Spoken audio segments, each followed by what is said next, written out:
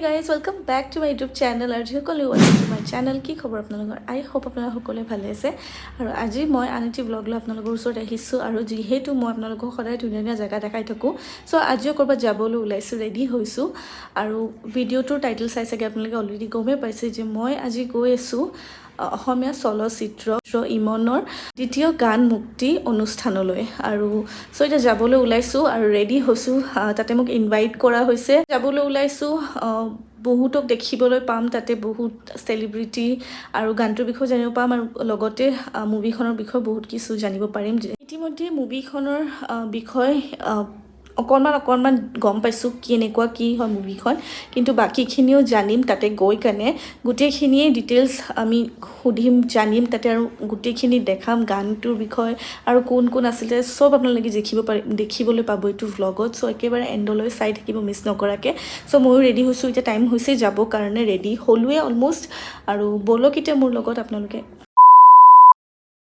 বৰ্তমান মই আহি পাইছো ইয়াতে আৰু গুৱাহাটী প্ৰেছ ক্লাবত অনুষ্ঠানটো আছে আৰু অনুষ্ঠানটো এতিয়া বৰ্তমান আৰম্ভ হোৱা নাই সো আইকেনে মই ৰখি আছো আৰু ভিতৰ আয়োজনখিনিও দেখাম আৰু লগতে গুটেখিনি কেনেকুৱা কি ইয়াৰে প্ৰিপাৰেচন চলি আছে সেইটো দেখাবলৈ গানে বহুত কিবা কিবি আনে সুখৰ সময়ত সুখ আনে দুখৰ সময়ত শান্তিৰ কিছু ছায়া লৈ আহে আৰু আন্তঃৰাষ্ট্ৰীয় পাছতে মই আমাৰ মঞ্চলৈ আদৰি আনিবলৈ অনুৰোধ জনাম আমাৰ প্ৰডাকশ্যনৰ সেই ব্যক্তি আমাৰ অতি শ্ৰদ্ধাৰ অতি গৌৰৱশীল আৰু তেখেত হৈছে আমাৰ অতি শ্ৰদ্ধাৰ মৃদুল কুমাৰ বৰদলৈ তেখেত আমাৰ মাজত আছে আহক স্যাৰ ভাল পাওঁ আপুনি আহিলে আপোনাক স্বাগতম জনাইছোঁ মঞ্চলৈ আহক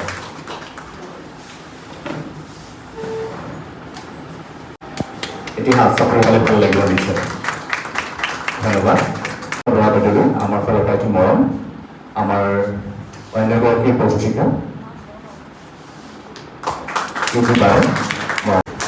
অকে ধন্যবাদ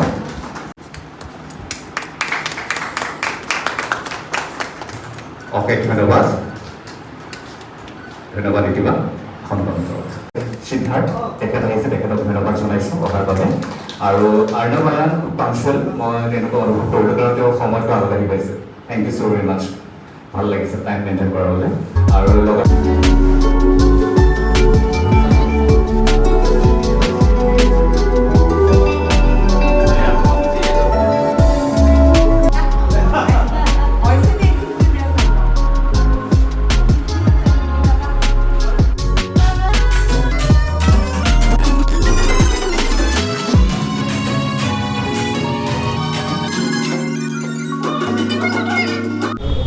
ইমন ফিল্ম ক্ৰিয়েশ্যনৰ পৰা এখনি অসমীয়া বোলছবি অতি সোনকালে মুক্তি পাবলৈ গৈ আছে বোলছবিখন পৰিচালনা কৰিছে মোৰ বন্ধু ভাতৃপ্ৰতিম অসীম বৈশ্য গোটেই অসমে জানে আৰু চিনেমাখনৰ সৌভাগ্যক্ৰমে সংগীত কৰিছোঁ মই এই বোলছবিখনৰ প্ৰযোজনা কৰিছে বিপুল দাস মোৰ লগত আছে ইতি গগৈ তেওঁলোকে আৰু বোলছবিখনত অসমত যথেষ্ট সম্ভাৱনাপূৰ্ণ অভিনেতা অভিনেত্ৰী আৰু ইতিমধ্যে প্ৰখ্যাত অভিনেতা অভিনেত্ৰীও আছে সিদ্ধাৰ্থ শৰ্মাকে আদি কৰি সিদ্ধান্ত কলিতা আমাৰ অৰ্ণৱ আয়ান আৰু চিমি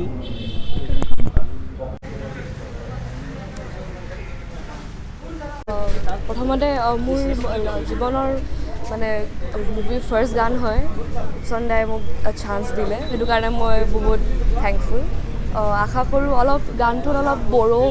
আৰু অসমীয়া ফিউজন এটা পাব অলপ বেলেগ ধৰণৰ হয় আশা কৰোঁ চবে মৰমৰ আশীৰ্বাদ কৰিব আৰু যাতে মই আগবাঢ়ি যাব পাৰোঁ আৰু মুভিখন অলপ তাতে ৰোমেন্স আছে ছাছপেন্স আছে থ্ৰিলাৰ আছে ফেমিলি মুভি হয় আশা কৰোঁ চবেই ভাল পাব চাব আৰু এনেকৈ মৰম দিব থেংক ইউ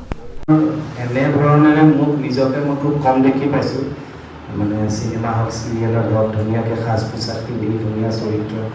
তেওঁলোকে বেলেগ ধৰণৰ চৰিত্ৰবোৰ মোৰ কৰি থকা হয়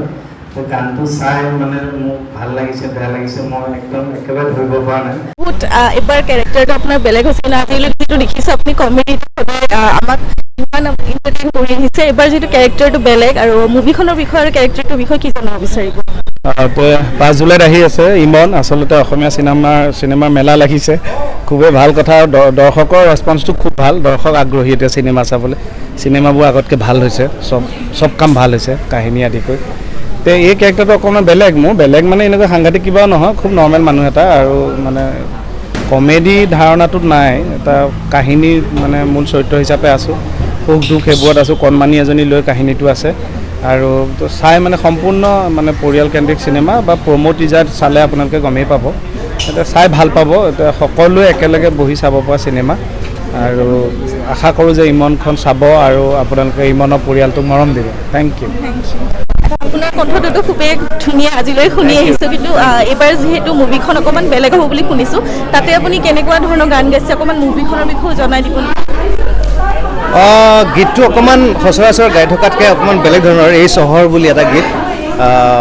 খুব মানে এটা এগ্ৰেশ্যন থকা এটা গীত গতিকে সিদ্ধান্ত আছে এই গানটোত অভিনয় কৰিছে সিদ্ধান্তে আৰু ইমন ছবিখন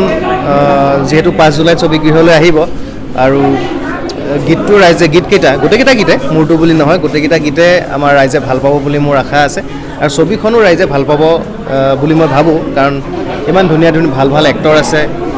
গোটেই সকলোৱে ভাল অভিনয় কৰিছে ধুনীয়া অভিনয় কৰিছে সংগীত খুব ধুনীয়া হৈছে ৰূপচন্দাৰ গতিকে উপভোগ্য হ'ব বুলি ভাবোঁ আৰু ছবিখন চাই ৰাইজে আশীৰ্বাদ দিলে আমাৰ কাৰণে সাৰ্থক হ'ব আৰু থেংক ইউ চ' যিহেতু আপুনি মুভিখনত অভিনয় কৰিছে চ' কি ক'ব বিচাৰে ইমনখন খুব ধুনীয়া অসমীয়া ছবি ইয়াত আমি মানে আমাৰ পৰিয়ালৰ সকলোৱে একেলগে বহি চাব পাৰোঁ ইয়াত অকল এটা কাহিনীৰ লগত মানে জড়িত নহয় ইয়াত 3-4টা কাহিনী এটা কেন্দ্ৰবিন্দুত জড়িত হৈ আছে আৰু ইয়াত emotion action romance comedy everything আছে গতিকে যিহেতু আমি অভিনয় কৰি ইয়াত মানে ভাল লাগিছে গতিকে আশা কৰিছোঁ অসমবাসী ৰাইজে চাই ভাল পাব গতিকে এইটোৱে ক'ব বিচাৰিম যে জুলাইৰ 5 তাৰিখে ইমন আহি আছে আপোনালোকৰ ছবিগৃহত গতিকে চাবলৈ নাপাহৰিব আমাক আশীৰ্বাদ কৰিব ধন্যবাদ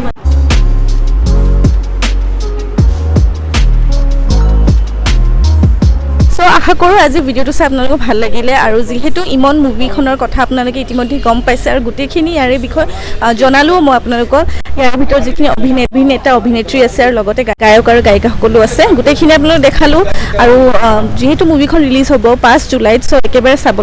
চাবলৈ নাপাহৰিব আপোনালোকে আৰু কেনেকুৱা লাগিল সেইটোও জনাব